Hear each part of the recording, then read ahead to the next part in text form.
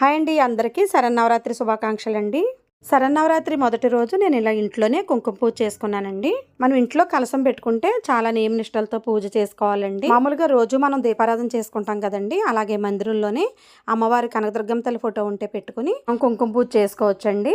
ఒక తమలపాకు కానీ చిన్న ప్లేట్ కానీ వేసుకుని దానిలో నిమ్మకాయ కానీ అమ్మవారి చిన్ని ప్రతిమలు ఉంటాయి కదండి, అది కానీ పెట్టుకుని కుంకుమ పూజ చేసుకోవచ్చండి. దేవి నవరాత్రి పుస్తకం ఉంటుందండి. ఆ పుస్తకం తెచ్చుకున్నామంటే ఏ రోజు ఏ ప్రసాదం పెట్టాలి, ఏ మంత్రాలు చదువుకోవాలి అనేది వివరంగా ఆ పుస్తకంలో ఉంటుంది.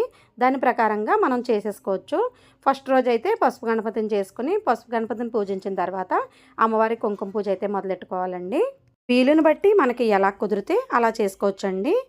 వీలైన వాళ్ళు పూజ టైంలో లలితా సహస్రం, భ్రమరాంబిక అష్టకం, లక్ష్మీ అష్టోత్తరం లాంటివి చదువుకుంటే చాలా మంచిదండి. అమ్మ అనుగ్రహం మనందరికీ ఉండాలని మనస్ఫూర్తిగా కోరుకుంటున్నానండి. జై భవానీ, జై జై భవానీ.